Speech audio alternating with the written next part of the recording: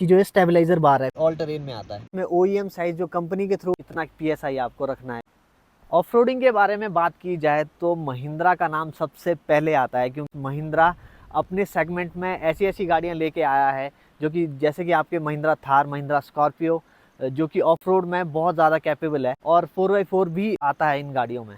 नमस्कार दोस्तों, मेरा नाम है रोहित। आज की इस नई वीडियो में आप सभी का स्वागत है। तो आज हम बात करने वाले हैं स्कॉर्पियो एन के टायर और सस्पेंशन को लेके। तो बहुत से कमेंट जो आए हैं कि आप सस्पेंशन के बारे में वीडियोस बनाओ स्कॉर्पियो एन की, या फिर टायर के बारे में आप वीडियो बनाओ, टायर का रिव्यू हमें बताओ। तो सबसे पहले हम टायर से ही स्टार्ट करेंगे। गाड़ी में जो टायर लगवाया है, सबसे पहले मैं आपको टायर दिखाना चाहता हूँ। पहले हम बात करेंगे इस टायर की कंपनी के बारे में, जो कि है कम्फोर्सर CF 1100, जो इसका पर्टिकुलर मॉडल है। तो कंपनी कम्फोर्सर है, जो कि चाइना की कंपनी है। चाइनीज़ होने के साथ साथ ये जो ब्रांड है ये डकार रैली में कम्पीट कर चुका है। पर्टिकुलर इस मॉडल की बात मैं नहीं कर रहा हूँ, वो CF 3000 के बारे में मैं बात कर रहा हूँ। तो ये पर्टिकुलर मॉडल जो हमारे पास है वो है CF 1100, जो कि 80 ऑल टेरेन में आता है। तो बात करते हैं इसकी प्लाई रेटिंग की, जो कि 2 प्लाई का ये टायर रहने वाला है, जो कि इसका ट्रेड वाला पोर्शन जो होता है वो भी 2 प्लाई का है। साइड वॉल इसकी वो भी 2 प्लाई की है। ये साइड बीट जो इसमें वायर्स अंदर लगती है, नायलॉन के धागे इसमें बोल सकते हैं, इसके नायलॉन के धागे जितना भी कंपाउंड इसमें लगते हैं वो दो सारे यहाँ पे मेंशन्ड है। तो हर एक टायर की अलग अलग कंपोजिशंस होती है, या फिर उसमें कितनी प्लाई रेटिंग जो रहता है वो है।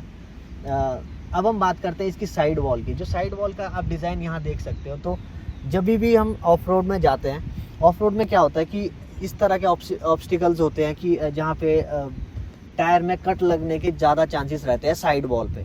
तो साइड वॉल इसकी इस तरह से बनाई गई है, थोड़ी सी मतलब जो कि आपको प्रोटेक्शन देती है टायर को, जो यहाँ आपको विजिबल होगा ये चीज़। अब हम बात करते हैं इसके ट्रेड पोर्शन की। देखने पे ये बहुत ज़्यादा बल्की लुक देता है, जैसे सिमिलर, थोड़ा बहुत सिमिलर ये BF गुडरिच की तरह ही देता है इसकी जो लुक है। आप इसके शोल्डर देख सकते हैं, शोल्डर बहुत ज़्यादा ब्रॉड है इसके, और ट्रेड पोर्शन में ये ब्लॉक्स बहुत बड़े बड़े ब्लॉक्स है इसमें। ऑफ रोडिंग के लिए ब्लॉक्स, इतने बड़े बड़े ब्लॉक्स होना भी ज़रूरी है। मतलब जब भी हम ऐसे ट्रिकी सिचुएशन में होते हैं, जैसे मड में, स्नो में, या फिर ऐसे ग्रेवल्स में, पत्थरों के बीच, तो बड़े बड़े ब्लॉक्स जो है हमारे को थोड़ी सी हेल्प करते हैं वहाँ से निकलने के लिए। अब इसके टायर प्रोफाइल की हम बात करेंगे। जो टायर प्रोफाइल इसमें OEM साइज जो कंपनी के थ्रू दिया जाता है वो आता है 245/65 R17, माने ये 17 इंच का ये व्हील रहने वाला है। देख सकते हैं जो ये अलॉय है ये 17 इंच का है। हालांकि इसमें 18 इंच का व्हील भी आता है, वो ऑटोमेटिक मॉडल में ही आता है। अगर अब मैं बात करूँ इस पर्टिकुलर इसी मॉडल की, जो कि Z4 वेरिएंट है, उसमें अलॉय व्हील ये ऑफर नहीं करता। तो मैंने ये आफ्टर मार्केट तो नहीं बोल सकते, बट मैंने कंपनी से ही परचेज किए हैं। ये जो मैंने इसमें साइज अपग्रेड किया है वो 20 mm का मैंने अपग्रेड किया है। वो क्या अपग्रेड है आप यहाँ देख सकते हैं। इसकी जो टायर प्रोफाइल यहाँ मेंशन्ड है 265/65 R17। तो 17 इंच तो इसका रेडियस हो गया, 65 इसकी टायर प्रोफाइल, मतलब इसका जो रेशियो रहता है 265 का रेशियो 65%। ये जो है इसकी साइड वॉल रहती है यहाँ से यहाँ तक की। तो ये 65 है, ये 265 है, और 17 इंच का तो आपको पता ही है जो रेडियस इसका होता है। तो ये तो था इसका अपग्रेड जो मैंने इसमें किया है। मतलब इस टायर को मैंने थोड़ा अप साइज किया है, जो कि आपको बेटर रोड की ग्रिप अच्छी प्रोवाइड करता है, ऑफ रोड में भी और ऑन रोड पे भी। तो अपग्रेड के बारे में तो मैंने आपको बता दिया है कि इसमें जो है अप साइज मैंने किया है इस टायर को।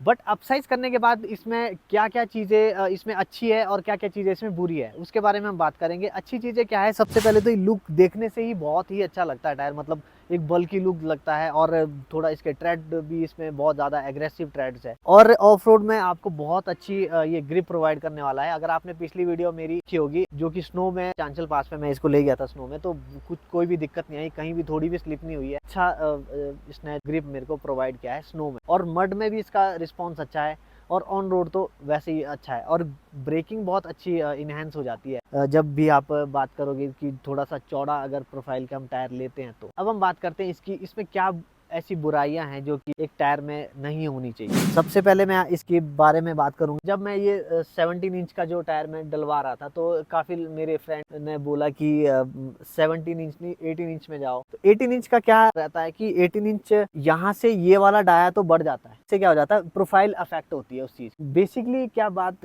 मैं बताना चाह रहा हूँ आपको कि जो ये प्रोफाइल होती है ना, वो कईयों में आपने देखा होगा लो प्रोफाइल टायर डाले होते हैं। वो क्या होता है कि जो रेसिंग कार्स होती है, जो परफॉर्मेंस ओरिएंटेड कार्स रहती है, जो कि ऑन रोड ही मैक्सिमम चलती है, उसमें क्या रहता है कि रोड पे वो बहुत अच्छी स्टेबिलिटी प्रोवाइड करती है। जब बात करते हैं हम ऑफ रोड की, ऑफ रोड में क्या होता है कि जो साइड वॉल है थोड़ी सी ज़्यादा होना ज़रूरी है। वो इसलिए ज़रूरी है क्योंकि एक कुशनिंग इफेक्ट भी आपको एक प्रोवाइड कर देता है। ये रोड नॉइज कंपेरेटिवली ज़्यादा है। जो ऑल टेरेन टायर्स रहते हैं उसमें थोड़ा सा ज़्यादा तो होता ही है, बट इसमें उनसे भी ज़्यादा है। एक बात आ गई इसके रोड नॉइज की। दूसरी बात आ गई रोड स्टेबिलिटी की। जहाँ मैंने अभी आपको बताया कि प्रोफाइल के बारे में, जितनी ज़्यादा प्रोफाइल रहेगी उसमें क्या होता है, स्टेबिलिटी में फ़र्क आ जाता है। तो वो मैं आपको दिखाना चाहता हूँ। इसमें आप यहाँ देख सकते हैं,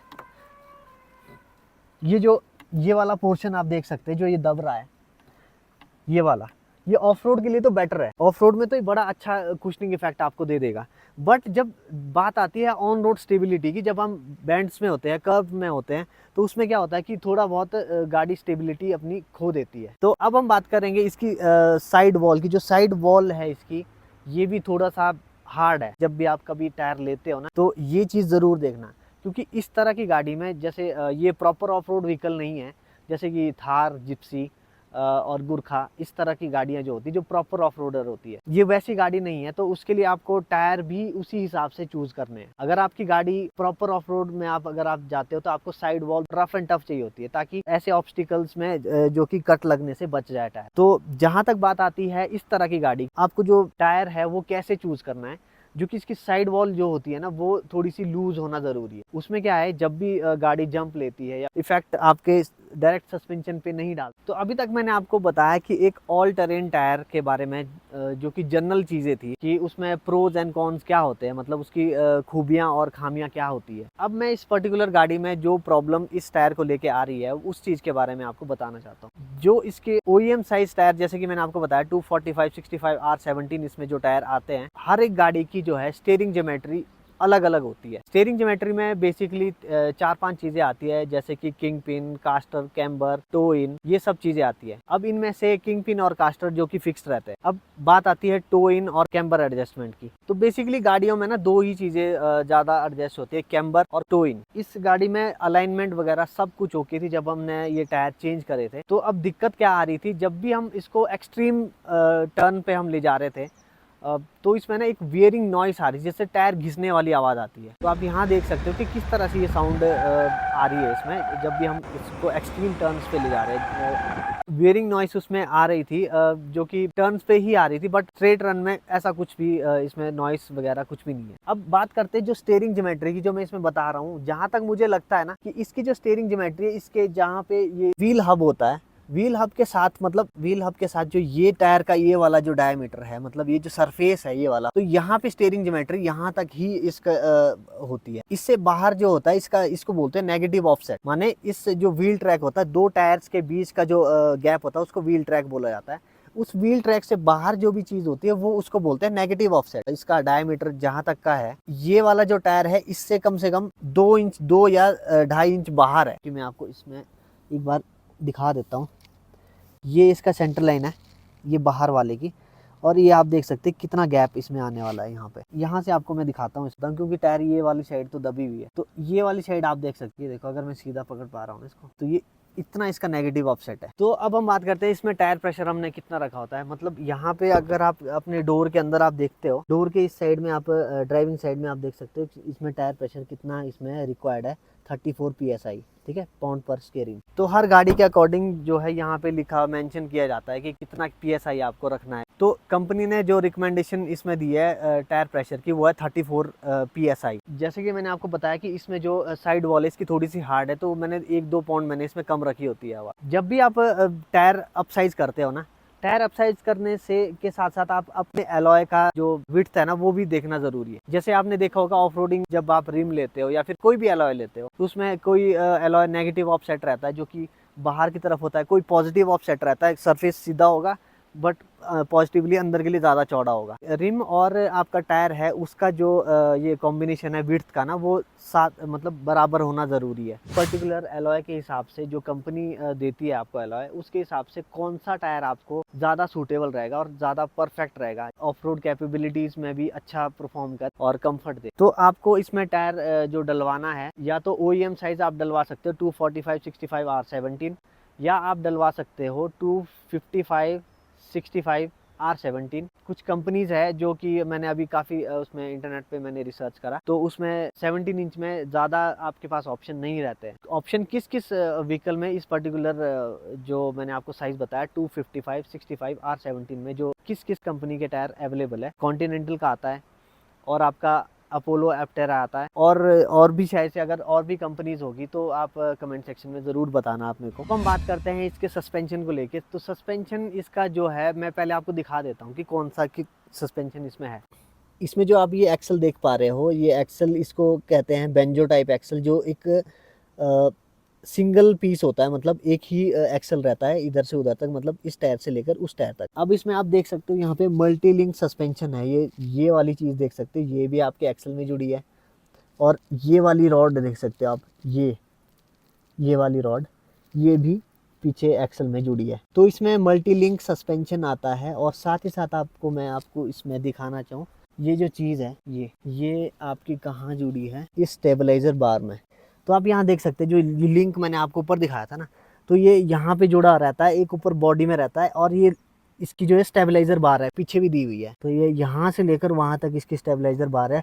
और यहाँ पे भी एक और लिंक यहाँ पे देख सकते हो आप, बोथ साइड इसमें एक्सल में जुड़ा है। इसमें देखो कितने लिंक्स आ गए, एक दो उधर है और एक स्टेबलाइजर बार है। लिंक्स आपको इसलिए दिए जाते हैं क्योंकि आपको इसमें बेटर स्टेबिलिटी आपको दी जाए। जो स्टेबलाइजर बार है उसका काम क्या होता है, जब भी टर्न्स पे गाड़ी ना एक साइड से जब उठ जाती है, जो आपने देखी होगी जो पुरानी गाड़ी जैसे मेरे पास जिप्सी है ना, वो भी एक साइड से जब भी स्पीड में हम होते हैं ना, तो एक साइड से उठ जाती है। तो ये स्टेबलाइजर बार क्या करता है, उस दूसरे टायर को, जो उठने वाला टायर है ना, उसको दबा के रखता है ताकि आपको रोड पे अच्छी ग्रिप रहे। अगर मैं बात करूँ ना पुरानी स्कॉर्पियो की, तो पुरानी स्कॉर्पियो में क्या है कि उसमें इतने ज्यादा मल्टी लिंक्स नहीं दिए गए हैं। मैंने चलाई है 2012 मॉडल भी चलाई है, 13 मॉडल भी चलाई है, 16 मॉडल भी चलाई है, 18 भी चलाई है। बट उसमें क्या रहता है ना, उसका जो टॉल स्टांस है ना, रोड प्रेजेंस तो बहुत अच्छी है उसकी, बट वो टॉल होने के कारण बॉडी रोल ज्यादा रहता है। बॉडी रोल ज्यादा इसलिए रहता है क्योंकि आपको सभी को पता होगा जो चेसिस है, चेसी के ऊपर जो है बॉडी रखी गई है, तो बॉडी वैसे माउंट होती है। तो जितनी भी वैसी गाड़ियां रहती है उसमें आपको बॉडी रोल तो मिलेगा ही, और टॉल होने के साथ साथ आपको बॉडी रोल फिर भी वैसे ही बढ़ जाता है। तो उम्मीद करता हूँ आपको ये वीडियो इन्फॉर्मेटिव लगी होगी और अच्छी लगी होगी। अगर आपको ये वीडियो अच्छी लगी हो, इसको लाइक शेयर कमेंट करना ना भूलें, और इस तरह की और वीडियो देखने के लिए हमारे चैनल को सब्सक्राइब करना ना भूलें। तो मिलते हैं एक और नई वीडियो के साथ, तब तक के लिए बाय बाय।